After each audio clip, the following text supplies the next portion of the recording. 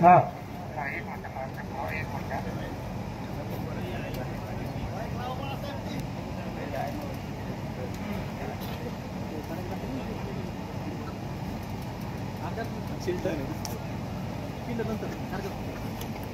त्याला म्हणलं गरमायलंय मला पटकन चिल्ड बॉटल आणायची.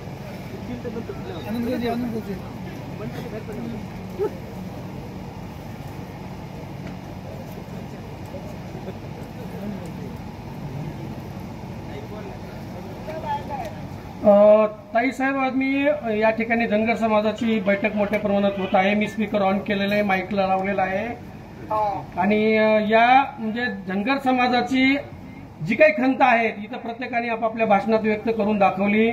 या जिल्ह्यामध्ये मोठ्या प्रमाणात हा धनगर बांधव आहे.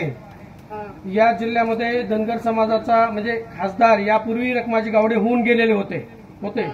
यानंतर या जिल्ह्याचे खासदार असतील, राज्यसभा असेल, विधान परिषद असेल, विधानसभा असतील, जिल्हा परिषद अध्यक्ष असेल किंवा पंचायत समिती सभापती असतील, जिल्हा परिषद सदस्य असतील, बाजार समितीचे सभापती असतील किंवा उपसभापती असतील, जे काही लोकशाहीतील लोकहिताची किंवा जी लोकांना न्याय देणारी पदं आहेत, या पदांमध्ये धनगर समाजाची खूप नगण्य संख्या या जिल्ह्यामध्ये धनगर समाजाला न्याय मिळाला नाही किंवा जे काही या आमच्या परिसरामध्ये जिल्हा परिषद सदस्य असतील, पंचायत समिती सदस्य असतील, यांना पुढे नेण्यात आलेलं नाही किंवा पुढे त्यांना सन्मान दिलेला नाही, उमेदवाऱ्या दिलेल्या नाहीत.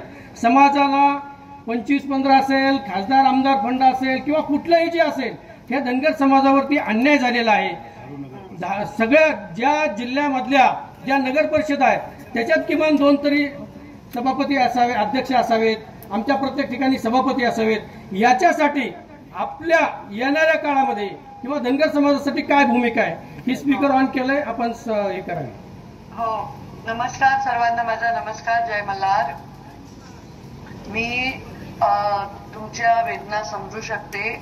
माझ्या हातात जे आहे, जसं मी बीड जिल्ह्यामध्ये माझ्या परळी तालुक्यामध्ये एक जिल्हा परिषद गट धनगर समाजाला लढायला लावला. माझ्यावर खूप लोक तुटून पडले तरी लावला. आर्थिक चाम दाम दंडभेद प्रचंड ताकदीने उभा करून मी आमच्या इथे आमच्या आबा बेडकरला उमेदवारी दिली होती. धनगर समाजाचा बळी गडतीला आम्ही सभापती केलं होतं ओबीसीच्या जागेतून. तर आम्ही नेहमी भावना, जेव्हा मुंडे साहेबांनी मला शिकवले की एका समाजाचे आपण नाही, सगळ्या समाजाला प्रतिनिधित्व दिलं पाहिजे, तेव्हा लमाण समाजाला आम्ही वसंत राठोडला दिलं, बळी गडतीला दिलं. पण मला असं वाटतंय की गेल्या काही काळामध्ये दुर्लक्ष झालंय आणि हे दुर्लक्ष अक्षम्य आहे. पण मी स्वतः बाळांनो सत्तेत नसल्यामुळे मला फार हात बांधलेले असल्यामुळे मला काही करता आलं नाही. पण मी वचन देते, येणाऱ्या काळामध्ये जिल्हा परिषद, पंचायत समिती, मार्केट कमिटी, कोणत्याही महत्वाच्या जागी मी धनगर समाजाच्या लोकसंख्येच्या प्रमाणात त्यांच्यासाठी जागा आणि त्यांच्यासाठी सन्मान राखून ठेवणे हा माझा शब्द आहे. माझ्या हातात 5 वर्ष असताना मी जे करता येईल ते केलं, परंतु 5 वर्ष मीच अज्ञातवासात होते आणि मीच स्वतः कष्टात होते किंवा थोडीशी बाजूला पडल्यासारखे होते. त्याच काळात तुम्हाला जर काही त्रास झाला असेल तर मी तुमची क्षमा मागते. पण माझ्या लेख समजून आणि आत्ताच्या आलेल्या संकट काळात आपण सर्वजण एकजुटीने जर लढलात तर मग मला कमी कष्ट पडतील. माझ्या पाठीमागे तुम्ही आशीर्वादाचं बळ उभं करा. मी तुम्हाला अंतर कधी देणार नाही, हा माझा तुम्हाला शब्द आहे.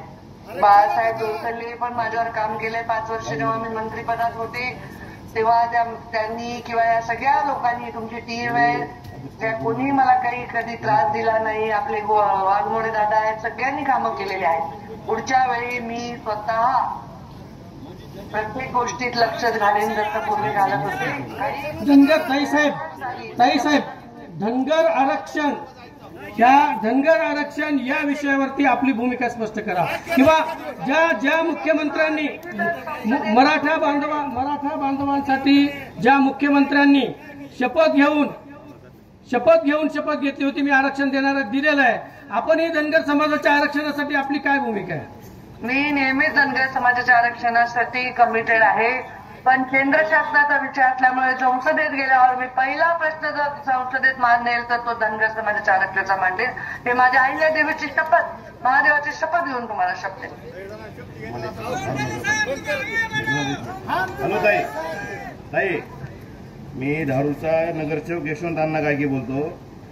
नमस्कार ताई साहेब. विषय असा आहे, धारूरमध्ये धनगर समाजाचे 2 प्रभाग आहेत. आणि भारतीय जनता पार्टीवर प्रेम करणारा धनगर समाज आहे. तरी सुद्धा तुम्ही धनगर समाजाला अध्यक्षपदी उमेदवारी देत नाही.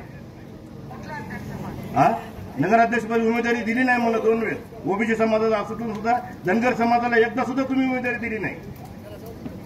आणि दुसरा विषय, आणि स्वीकृत सदस्यांमध्ये सुद्धा तुम्ही कुठं प्राधान्य दिलेलं नाही.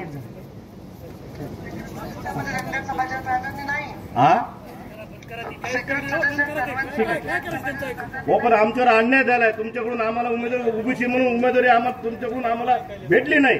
सर्वात जास्त समाज असताना सुद्धा. यापुढे आपण आमच्या पार्टीशी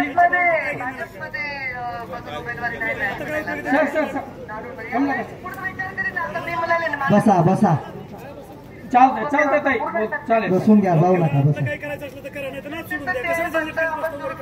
ठीक आहे ताई. सर बसा. या सगळ्या गोष्टी, आपल्या सगळ्या गोष्टी म्हणजे जाणीवपूर्वक या